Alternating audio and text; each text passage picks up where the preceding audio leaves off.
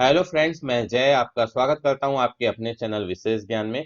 Friends, आज की ये मेरी वीडियो तीसरी वीडियो है मेरी सीरीज की। आज की इस वीडियो में हम देखेंगे टैली प्राइम में कंपनी को कैसे क्रिएट किया जाता है। तो जब आपकी टैली आपके सिस्टम में इंस्टॉल हो जाए उसके बाद आपको सिंपली टैली को ओपन करने के लिए क्या करना होता है।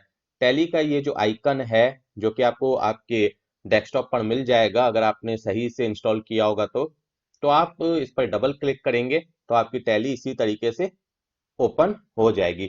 और यहाँ पर जो इसका सबसे पहला इंटरफेस आएगा टैली प्राइम का वो यही आएगा। ठीक है, यहाँ पर सबसे पहले आपको टैली में कंपनी क्रिएट करनी होती है। टैली में जब भी आपको काम करना होगा तो कंपनी को क्रिएट करना पड़ेगा।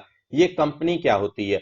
जब आप अपनी कोई भी अकाउंटिंग करते हैं मैनुअली तो आप क्या करते हैं, एक कॉपी बनाते हैं जिसमें आप अकाउंटिंग स्टार्ट करते हैं।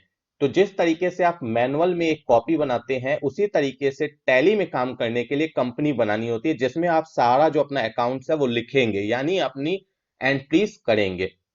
और फ्रेंड्स, मैं यहाँ पर एक सबूत आपको दे दूं कि ये जो टैली प्राइम है ये मेरा लाइसेंस वर्जन है। ये कैसे पहचाना जाता है? यहाँ पर देखिए टैली प्राइम के नीचे सिल्वर लिखा हुआ है। सिल्वर का मतलब है ये सिल्वर वर्जन है, यानी जो सिंगल यूजर होता है, यानी एक ही सिस्टम पर यूज होने वाली टैली है। और ये मेरा लाइसेंस मोड है। ठीक है, लेकिन अगर यहाँ पर EDU लिखा रहता इसका मतलब होता कि ये एजुकेशनल मोड टैली है। ये आपको पहचान में बता रहा हूँ। इसके अलावा अगर यहाँ पर गोल्ड लिखा रहता तो मल्टी यूजर टैली होती, जो कि मैंने आपको अपनी फर्स्ट वीडियो में बताया था कि मल्टी यूजर टैली क्या होती है, EDU क्या होता है यानी एजुकेशनल टैली क्या होती है, और सिंगल यूजर टैली क्या होती है। ये आपको यहीं से पता चलेगा। अब हमें कंपनी क्रिएट करनी है तो हमें क्या करना है, सबसे ऊपर में आपको रिफ्लेक्ट हो रहा होगा क्रिएट कंपनी। आप इसमें चले जाएंगे, एरो बटन का यूज करके आप ऊपर जाएंगे, हाईलाइट जैसे हो जाए एंटर प्रेस कर देंगे। अब यहाँ पर क्या करना है, आपको अपनी कंपनी का डेटा डालना है, यानी नाम वगैरह जो भी आपकी डिटेल्स है वो डालनी है। ऊपर में आप देख सकते हैं ये जो आपकी कंपनी है वो इसी लोकेशन में जाएगी, सी ड्राइव में जाएगी। उसके बाद यूजर्स नाम का फोल्डर होगा उसमें जाएगी, पब्लिक नाम का फोल्डर होगा उसमें जाएगी, टैली प्राइम नाम का उसके अंदर फोल्डर होगा उसमें जाएगी, फिर डेटा नाम का अंदर एक फोल्डर होगा उसके अंदर जाएगी। सबसे पहली जो कंपनी बनती है, अगर आप पहली कंपनी बना रहे हैं टैली में, तो वो आपकी जो उसका कोड होता है वो 10,000 होता है। ये याद रखिएगा, उसका जो कंपनी का कोड होता है पहली कंपनी का 10,000 होता है। उसके बाद जैसे जैसे आप कंपनी बनाते चले जाएंगे वैसे वैसे उसका एक एक कोड आगे बढ़ेगा, यानी 10,000 एक दो इस तरीके से होते चला जाएगा। अब अगर इस लोकेशन पर ही आपको अपने डेटा को रखना है तो आप एज इट रहने देंगे जो यहाँ पर आपको रिफ्लेक्ट हो रहा है। लेकिन अगर आपको अपनी लोकेशन को चेंज करना है, यानी जो आप अपना डेटा है वो कहीं और रखना चाहते हैं, तो उस केस में आपको क्या करना है, यहाँ पर जो भी आप अपनी पाथ डालना चाहते हैं, जिस जगह आप अपने डेटा को रखना चाहते हैं वो आप डालेंगे। वो कैसे डालेंगे, मैनुअली टाइप भी कर सकते हैं। इसके अलावा आप यहाँ पर देखिए स्पेसिफिक जो पाथ है इसे करेंगे और यहाँ पर आप उसकी पाथ डाल सकते हैं। तो ये मैंने आपको प्रीवियस वीडियो में बताया भी होगा कि आपको क्या है कि जब आप इंस्टॉल करते हैं उसी टाइम पर आप सेलेक्ट कर लीजिए कि आपको कहां पर अपनी पाथ रखनी है डेटा की, यानी कहां पर आपको अपना डेटा रखना है। अगर आप उस टाइम पर सही से सेलेक्ट कर लेंगे तो आपको यहां पर सेलेक्ट नहीं करना होगा।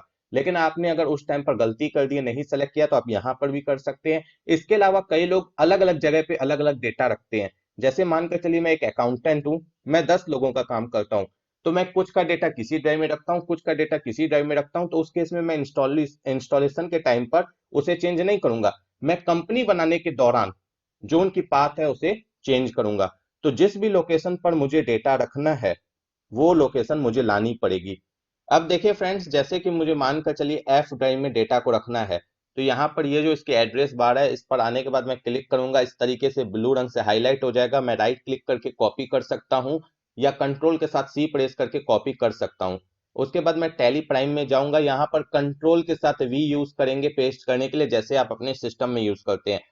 ये करने के बाद जैसे आप एंटर करेंगे तो आपका जो पाथ है वो चेंज हो जाएगा। मैं फिलहाल पीछे जा रहा हूं तो उसके लिए मैं स्केप बटन का यूज करूंगा। ESC बटन होता है कीबोर्ड में जिसे हम स्केप बटन बोलते हैं। पीछे जाने के लिए हमेशा उस बटन का यूज करेंगे, एक विंडो से दूसरी विंडो में जाने के लिए स्केप बटन का यूज करेंगे। लेकिन अगर आपको एक ही विंडो पे ऊपर नीचे जाना है तो नीचे जाने के लिए या आगे जाने के लिए एंटर का यूज करेंगे, पीछे जाने के लिए बैक स्पेस का यूज करेंगे। ये याद रखिएगा। जैसे अभी मुझे यहाँ नीचे जाना है तो एंटर बटन का यूज कर रहा हूं, पीछे जाना है तो बैक स्पेस बटन का यूज करूंगा, इस विंडो से ही मुझे बाहर निकलना है तो स्केप बटन का यूज करूंगा। मैं साथ के साथ आपको जो शॉर्टकट कीज हैं टैली प्राइम में काम करने की वो भी मैं बताते जाऊंगा हर एक वीडियो में। ऐसे मेरी इसके ऊपर सेपरेट वीडियो है, आप चाहें तो वो देख सकते हैं। लेकिन क्योंकि कई लोग जो लोग न्यू होंगे टैली प्राइम को, जो लोग फर्स्ट टाइम यूज कर रहे होंगे, तो उन्हें बटन्स पता नहीं होंगे कि किससे आगे जाना है किससे पीछे जाना है। तो अगर मैं कुछ भी यहाँ पर समझा दूं तो आपको अच्छे से समझ में नहीं आएगा, इसीलिए मैं साथ के साथ आपको शॉर्टकट कीज भी बताऊंगा कि कैसे आपको आगे पीछे जाना होता है। तो देखिए फ्रेंड्स, यहाँ पर लोकेशन अगर आप चेंज करना चाहते हैं अपने डेटा की तो आप कर सकते हैं, नहीं करना चाहते हैं बाय डिफॉल्ट जो टैली की तरफ से दिया जाता है वो रखना चाहते हैं तो वो भी रख सकते हैं। लेकिन एक बात याद रखिएगा कि सी ड्राइव में अपने टैली का डेटा नहीं रखना चाहिए। जिस भी ड्राइव में आपकी विंडोज लोड होती है उसमें डेटा कभी नहीं रखना चाहिए। एक बार को आप टैली इंस्टॉल कर सकते हैं उस ड्राइव में, लेकिन डेटा कभी भी उस ड्राइव में ना रखें, क्योंकि अगर सिस्टम में कभी भी कोई करप्शन आ गई या जो सिस्टम है फॉर्मेट करने की आपको जरूरत पड़ गई, तो उस केस में क्या होगा कि आपका डेटा मिस हो सकता है, यानी आपका डेटा रिमूव हो सकता है, फिर आप उसे रिकवर नहीं कर पाएंगे। तो इसीलिए डेटा जो भी है, जो भी लोग हैं वो यही सजेस्ट करते हैं कि डेटा हमेशा उस ड्राइव में होना चाहिए जिस ड्राइव में आपकी जो सिस्टम है वो लोड नहीं होती, यानी जो विंडोज है वो लोड नहीं होती है। और मोस्टली सभी के सिस्टम में जो विंडोज लोड होती है वो सी ड्राइव में लोड होती है, इसीलिए सी ड्राइव को अवॉइड करने के लिए लोग कहते हैं। ठीक है, तो अभी मानकर चलिए मैं पीछे जाता हूँ, फिर से वापस आता हूँ इसमें। मानकर चलिए ये जो मेरा कंपनी का पाथ है मुझे इसे चेंज नहीं करना है, एज इट रहने देना है। तो मैंने आपको कंडीशन बता दी, टैली इंस्टॉल करते वक्त अगर आपने जो डाला होगा वही यहाँ पर आएगा, अगर नहीं डाला होगा तो बाय डिफॉल्ट जो टैली कंपनी की तरफ से सी ड्राइव सेट है वही आएगा। अगर चेंज करना है तो कैसे करना है वो भी मैंने आपको बता दिया। इसके अलावा आप फ्रेंड्स ये भी जान लीजिए कि अगर जैसे मैंने अभी एक बात की थी कि अगर मैं अकाउंटेंट हूँ 10 लोगों का अकाउंट्स करता हूँ, तो मैं अलग अलग जगह पे अगर डेटा रखना चाहता हूँ तो कैसे करूंगा। हर बार जब कंपनी बनाऊंगा तो हर बार जो डेटा की पाथ होगी वो मैं चेंज करूंगा अलग अलग कंपनी के लिए। अगर मैं अलग अलग जगह रखना चाहता हूं, तो अगर मैं एक ही जगह रखना चाहता हूं तो मुझे कुछ चेंज करने की जरूरत नहीं है। फ्रेंड्स मैं आपको एक बात और बता दूं, जैसे कि अभी थोड़ी देर पहले मैंने एक वर्ड का यूज किया था कि टैली में जब आप फर्स्ट टाइम कंपनी बनाते हैं तो डेटा बनता है। डेटा का जो कोड होता है, पहले डेटा का कोड होता है वो 10,000 होता है, उसके बाद 10,000 1 2 इस तरीके से आगे बढ़ते चला जाता है। तो टैली में एक से ज्यादा कंपनी कब बनाने की जरूरत पड़ सकती है? जब आप एक से ज्यादा लोगों की अकाउंटिंग मेंटेन करें, एक से ज्यादा फर्म की अकाउंटिंग मेंटेन करें, तो आपको एक से ज्यादा कंपनी बनानी पड़ेगी टैली के अंदर। जैसे आप मैनुअल अकाउंटिंग करते हैं तो एक से ज्यादा लोगों की जब आप अकाउंटिंग करते हैं तो हर व्यक्ति के लिए अलग अलग कॉपी रखते हैं, ऐसा नहीं कि एक ही कॉपी के अंदर सभी व्यक्ति की अकाउंटिंग करते जाते हैं। तो उसी तरीके से टैली के अंदर भी जब आपको एक से ज्यादा लोगों की अकाउंटिंग करनी हो तो उस टाइम पर आपको अलग अलग कंपनी बनानी पड़ेगी, एक ही कंपनी के अंदर सारी चीजें नहीं कर सकते हैं। अब देखिए यहां तक ये सारी बातें तो क्लियर हो गई। अब यहाँ पर क्या है, कंपनी का नाम। अगर आप किसी बंदे की यानी किसी पर्सनल व्यक्ति की अकाउंटिंग कर रहे हैं तो उस केस में उस पर्सन का नाम यहाँ पर डालेंगे। अगर आप किसी कंपनी फर्म किसी दुकान की अकाउंटिंग कर रहे हैं तो जो भी उसका दुकान का नाम, फर्म नेम, कंपनी नेम है वो यहाँ पर एंटर करेंगे। मानकर चलिए जय सैनिटेशन। उसके बाद मेलिंग नेम सेम ही रहेगा, आप चाहें तो चेंज भी कर सकते हैं, ऐसे ऑलमोस्ट सेम ही रहता है। ठीक है, मेलिंग नेम क्या हुआ कि जिस नेम पर आपको चिट्ठियां आती हैं, जिस नेम पर आपको एड्रेस पे जो भी चीजें आपकी डॉक्यूमेंट्स है वो आते हैं वो होती है। नॉर्मली बेसिकली ये सेम ही रहता है, अगर किसी केस में अलग है तो डाल सकते हैं। एड्रेस में जो भी आपकी एड्रेस है, अगर आप किसी बंदे की अकाउंटिंग मेंटेन कर रहे हैं यानी वो कोई फर्म वगैरह नहीं है, वो पर्सनल किसी की अकाउंटिंग मेंटेन कर रहे हैं तो उसका जो होम एड्रेस है वो डाल देंगे। लेकिन अगर आप किसी फर्म की अकाउंटिंग मेंटेन कर रहे हैं तो उस केस में वो फर्म जहां पर रजिस्टर है जीएसटी में या किसी भी लॉ में, तो वो एड्रेस यहाँ पर डालेंगे। फ्रेंड्स आप चाहें तो यहाँ पर ये जो एड्रेस है इसे स्किप भी कर सकते हैं, लेकिन ये याद रखिएगा कि अगर आप प्रॉपर अकाउंटिंग मेंटेन कर रहे हैं किसी फर्म की, यानी जहां पर आपको इनवॉइस प्रिंट करके देनी है, कोई रिपोर्ट्स प्रिंट करके देनी है, रिटर्न वगैरह टैली से ही फाइल करनी है, तो उस केस में क्या है कि एड्रेस डालनी पड़ेगी, क्योंकि यहाँ पर जो आप एड्रेस डालेंगे वही एड्रेस आपकी इनवॉइस में प्रिंट होती है। ऐसे चाहें तो आप इनवॉइस में एड्रेस चेंज भी कर सकते हैं इनवॉइस को प्रिंट करते वक्त, लेकिन बाय डिफॉल्ट जो आपकी एड्रेस आती है वो वही आती है जो यहाँ पर आप टाइप करते हैं। तो इसीलिए मैं बता दूं कि अगर आप अपनी खुद की अकाउंटिंग कर रहे हैं या कच्ची अकाउंटिंग कर रहे हैं, जैसे बहुत से लोग कच्चे अकाउंट्स मेंटेन करवाते हैं, तो उस केस में आपको यहाँ पर एड्रेस अगर आप नहीं भी डालते हैं तो कोई दिक्कत नहीं है। स्किप कर सकते हैं। इसके बाद आपको अपनी स्टेट ले लेनी है जहां पर आपकी फर्म रजिस्टर है या जहां पर आप काम कर रहे हैं। उसके बाद कंट्री आप चाहें तो चेंज कर सकते हैं अगर आप किसी दूसरे देश में काम कर रहे हैं तो, अदरवाइज आपकी कंट्री इंडिया ही रहने वाली है। पिन कोड आप चाहें तो डाल भी सकते हैं, छोड़ भी सकते हैं। अगर आप पिन कोड डालते हैं तो उसकी क्या बेनिफिट होगी वो मैं आपको बता देता हूं। जैसे कि जीएसटी में आप सभी को पता होगा कि हमें ई वे बिल बनाना पड़ता है 50,000 से ज्यादा अगर हमारी इनवॉइस की वैल्यू हो जाती है तो कई लोग जो लोग टैली यूज करते हैं वो लोग टैली से डायरेक्टली ई वे बिल को बना लेते हैं। तो उस केस में क्या होता है कि हमें अपना पिन कोड डालना पड़ता है ई वे बिल बनाते टाइम। ठीक है, तो बार बार हमें टाइप ना करना पड़े ई वे बिल बनाते टाइम अपना पिन कोड। तो उसके लिए सही ये रहता है कि आप जब कंपनी क्रिएट करें तो आपका जो भी पिन कोड है वो आप यहीं पर डाल दें, तो ई वे बिल बनाते टाइम आपको बार बार टाइप करने की जरूरत नहीं पड़ेगी। इसके बाद आपको टेलीफोन नंबर, मोबाइल नंबर, ये सारी चीजें आप डालना चाहें तो डाल सकते हैं, अदरवाइज स्किप कर सकते हैं। जो डिटेल्स आप यहाँ पर डालेंगे आप चाहें तो वो इनवॉइस के अंदर प्रिंट भी कर सकते हैं, वहां पर ऑप्शंस होते हैं। अब देखिए फ्रेंड्स, सबसे जो इंपॉर्टेंट ऑप्शन है वो ये है फाइनेंशियल ईयर बिगनिंग फ्रॉम, यानी जो हमारा साल है वो कहाँ से स्टार्ट होता है। अगर मैं अकाउंटिंग लैंग्वेज की बात करूं या टैक्सेशन लैंग्वेज की बात करूं तो जो भी फाइनेंशियल ईयर स्टार्ट होता है, जो भी हमारा ईयर स्टार्ट होता है वो 1 अप्रैल से स्टार्ट होता है और 31 मार्च को खत्म हो जाता है। जैसे हमारा कैलेंडर ईयर 1 जनवरी से स्टार्ट होता है, 31 दिसंबर को खत्म होता है। वहीं पर अगर हम अकाउंटिंग ईयर की बात करें तो 1 अप्रैल से स्टार्ट होगा, 31 मार्च को खत्म हो जाएगा। इसीलिए यहाँ पर 1 अप्रैल की डेट ली गई है। और ईयर आपके केस में जो भी हो, अभी क्योंकि मैं 2021 में वीडियो बना रहा हूं तो 2021 है। अगर आप 2022 में अकाउंटिंग कर रहे हैं, 20 में अकाउंटिंग कर रहे हैं या उसके बाद अकाउंटिंग कर रहे हैं, तो जो भी ईयर आपके केस में रिलीवेंट हो वो ईयर लेंगे, लेकिन डेट आपकी 1 अप्रैल ही होगी। फ्रेंड्स, अब इस ऑप्शन का क्या मतलब है जो आपको रिफ्लेक्ट हो रहा है बुक्स बिगिनिंग फ्रॉम। यहां पर जो डेट रिफ्लेक्ट हो रही है बेसिकली वही डेट रिफ्लेक्ट हो रही है जो ऊपर रिफ्लेक्ट हो रही है, यानी इसके जस्ट ऊपर जो डेट रिफ्लेक्ट हो रही है वही रिफ्लेक्ट हो रही है और लोग इसे चेंज भी नहीं करते हैं, जो ऊपर डेट लेते हैं वही डेट नीचे भी ले लेते हैं। लेकिन इसका मतलब क्या होता है, फाइनेंशियल ईयर हमारी 1 अप्रैल से स्टार्ट हो रही है, ठीक है, यहाँ पर कोई दिक्कत नहीं है। लेकिन जरूरी नहीं है कि मैंने अकाउंटिंग भी 1 अप्रैल से ही स्टार्ट की हो सकता है मैंने बिजनेस 1 अक्टूबर को स्टार्ट किया हो। तो जाहिर सी बात है जब मैं बिजनेस स्टार्ट करूंगा उसके बाद ही मैं अकाउंटिंग स्टार्ट करूंगा। तो यहां पर मैं 1 अक्टूबर की डेट भी ले सकता हूं। इसके अलावा मानकर चलिए मैंने बिजनेस तो 1 अक्टूबर को स्टार्ट किया, लेकिन मैंने अकाउंटिंग 1 नवंबर या 1 दिसंबर को स्टार्ट की, क्योंकि मैंने बिजनेस के लिए दुकान ले ली, सब कुछ ले लिया, लेकिन मैंने जो बिजनेस से रिलेटेड खर्चे हैं या जो परचेज सेल है वो सारी अभी स्टार्ट नहीं की है। अभी मेरा नील जा रहा है, मतलब दुकान लेके रख लिया लेकिन खर्चा स्टार्ट नहीं किया है। तो जब खर्चा ही स्टार्ट नहीं किया, कोई ट्रांजेक्शन ही नहीं किया, तो अकाउंटिंग कैसे मेंटेन करूंगा। तो अगर मानकर चलिए मैं 1 दिसंबर को मतलब अपने बिजनेस में पैसे लगाना स्टार्ट कर रहा हूं, तो उस केस में फिर मैं चाहूं तो 1 दिसंबर से अकाउंटिंग कर सकता हूं। तो यहाँ पर 3 डेट में से कोई भी डेट ले सकते हैं, या तो जिस दिन बिजनेस स्टार्ट हुआ वो डेट ले सकते हैं, या जो फाइनेंशियल ईयर की पहली डेट है यानी 1 अप्रैल वो ले सकते हैं, या जिस डेट को आप अकाउंटिंग करने लगे हैं यानी ट्रांजेक्शन आपके बिजनेस में होने लगी है वो डेट ले सकते हैं। कोई भी डेट लें उससे कोई दिक्कत नहीं है, ये अपनी अपनी जरूरत की बात होती है, अपने अपने काम करने का तरीका होता है, लेकिन ये मैंने आपको मतलब बता दिया कि इसका मतलब क्या होता है।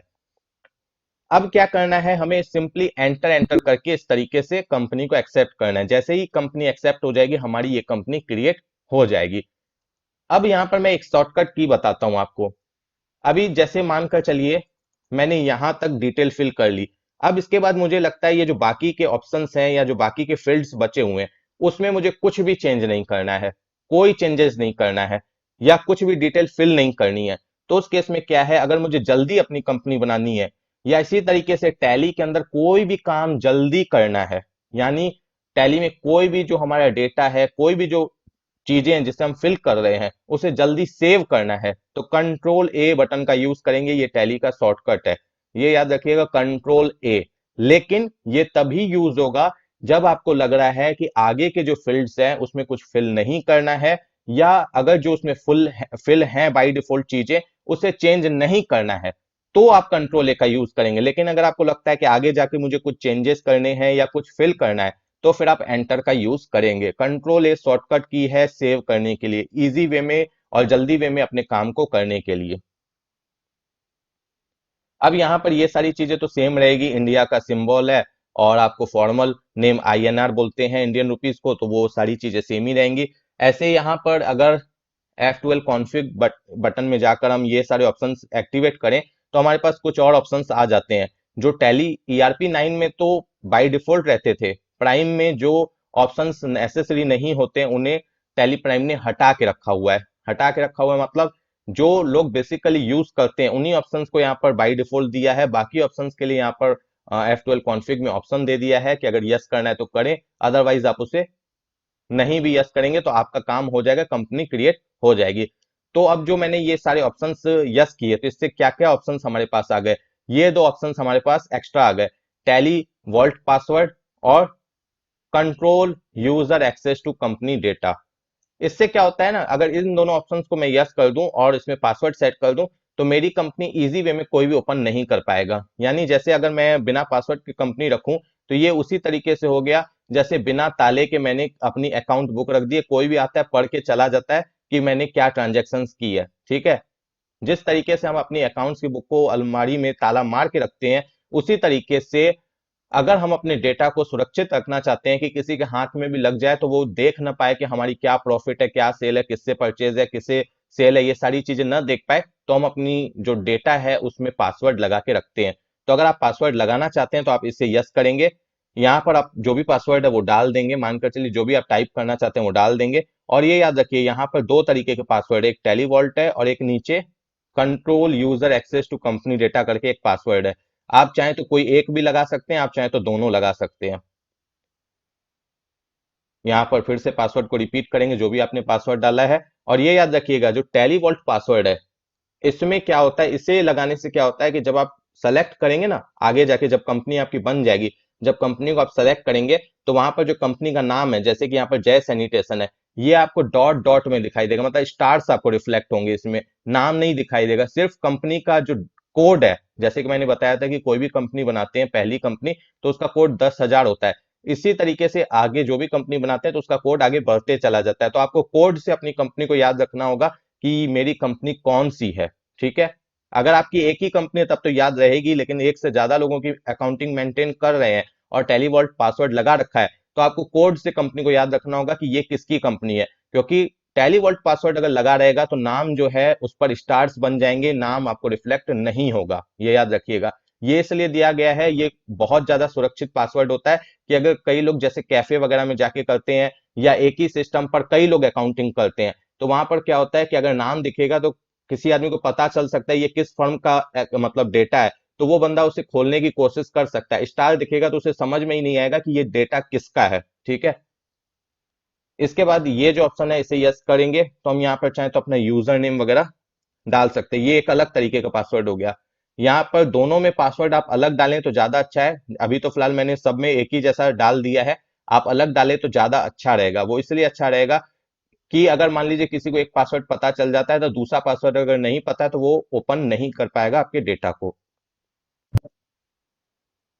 इसके बाद इनेबल टैली ऑडिट फीचर, ये बेसिकली सबके काम में नहीं आता है, जिन लोगों की अकाउंटिंग ऑडिट वगैरह होती है उनके काम में आता है, या जो लोग ये चेक करना चाहते हैं, मतलब कि मानकर चलिए एक ही फर्म में चार लोग अकाउंटिंग कर रहे हैं एक ही सिस्टम के ऊपर एक ही डेटा के ऊपर, तो अगर वो लोग ये चेक करना चाहते हैं कि ये एंट्री किसने की है ये एंट्री किसने नहीं की है, तो उस केस में लोग इस ऑप्शन को यूज करके वो सारी चीजें कर पाते हैं। अभी ये एडवांस लेवल की चीज है इसीलिए मैं इसके बारे में ज्यादा नहीं बोलूंगा।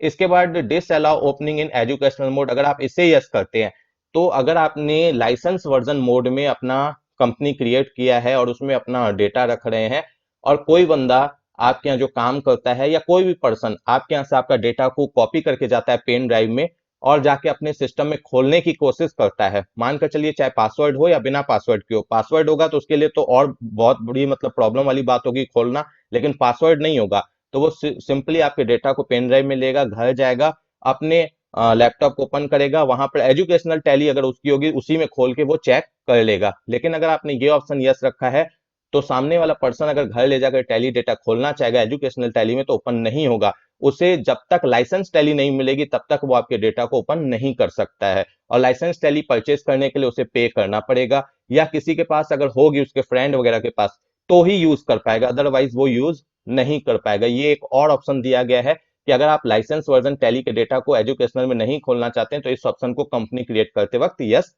कर लें। इसके बाद देखिए फ्रेंड्स, यहाँ पर ये सारे ऑप्शंस भी एक्टिवेट हो गए। दो ऑप्शंस तो बाय डिफॉल्ट थे ही। यहाँ पर आ गया सुफिक्स सिंबल टू अमाउंट। ये आपने अपने बचपन में पढ़ा होगा, वहां पर सुफिक्स प्रीफिक्स के बारे में पढ़ाया गया होगा कि अगर आप ये जो सिंबल है, जो रुपी का सिंबल है, ये आप अमाउंट के आगे लगाना चाहते हैं कि पीछे। सुफिक्स का मतलब शायद पहले होता है, जहां तक मुझे ध्यान है सुफिक्स का मतलब शायद पहले होता है। तो अगर आप आगे लगाना चाहते हैं तो आप इस ऑप्शन को यस कर लें। अगर आप पीछे मतलब अमाउंट के बाद लगाना चाहते हैं तो आप इस ऑप्शन को नो ही रहने दें। ऐसे अभी मुझे एक्चुअल याद नहीं है कि इसका मतलब आगे होता है या पीछे, इसी तरीके से कुछ होता है। इसके बाद add space between amount and symbol. Amount और सिंबल के बीच में आप स्पेस रखना चाहते हैं, जगह रखना चाहते हैं, तो उसके लिए यस है। अदरवाइज अगर नो करेंगे तो बिल्कुल चिपक जाएगा। So amount in millions. अगर आप मिलियंस में अमाउंट को देखना चाहते हैं, मतलब जैसे 1,000 रुपए की सेल की, 2,000 की तो वो आपको 2,000 3,000 ऐसे दिखेगा। अगर मिलियंस में करेंगे तो ये आपको 10 लाख या उसके ऊपर के अमाउंट में दिखेगा, यानी 1 पॉइंट ऐसे समथिंग पॉइंट में कुछ आपको आंसर्स आएंगे। तो ऐसा कोई करता नहीं है, जिनके मिलियंस में काम होते हैं उससे नीचे काम नहीं होता, वही लोग ये सब चीजों को यस करते हैं। अदरवाइज ये बाई डिफॉल्ट नो ही रहती है।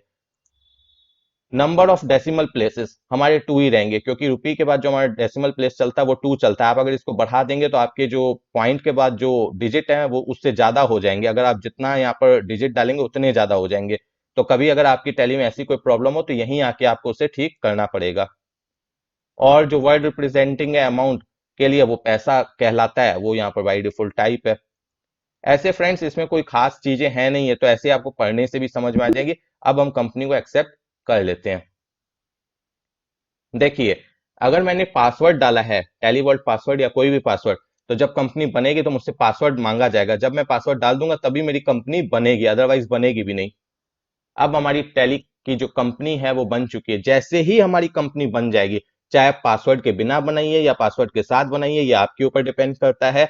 आपके सामने ये विंडो आएगी जिसे हम फीचर की विंडो बोलते हैं। यहाँ पर आपसे पूछा जाता है कि कौन से ऑप्शंस को आप टैली में एक्टिवेट रखना चाहते हैं, कौन से ऑप्शंस को नहीं रखना चाहते हैं। बाई डिफॉल्ट जो टैली की तरफ से ऑप्शंस यस या नो रहते हैं वो तो रहेंगे, उससे आप चेंज भी कर सकते हैं। उसके अलावा जो ऑप्शंस नो है उससे आप अगर यस करना चाहते हैं, अगर आपकी नीड है अकाउंटिंग के लिए, तो आप कर सकते हैं। अगर आपको लगता है कि इन ऑप्शंस की जरूरत नहीं है अभी, तो आप इससे बाहर निकलने के लिए एस्केप बटन का यूज कर सकते हैं। ईएससी बटन को प्रेस करेंगे तो आप पीछे चले जाएंगे, और अगर चेंज करना होगा कुछ तो यस नो करके उसे एक्सेप्ट कर लेंगे। एक्सेप्ट करने के लिए या तो एंटर एंटर बटन प्रेस करके एक्सेप्ट करेंगे, या कंट्रोल के साथ ए बटन प्रेस करके एक्सेप्ट करेंगे। फ्रेंड्स, हमारी अब कंपनी क्रिएट हो चुकी है। तो आज की वीडियो में आपने सीखा कि टैली में कंपनी कैसे क्रिएट की जाती है। नेक्स्ट वीडियो में हम बात करेंगे स्टॉक्स के बारे में, लेजर्स के बारे में। तो फ्रेंड्स, अगर वीडियो अच्छी लगी है तो प्लीज वीडियो को लाइक जरूर कीजिएगा।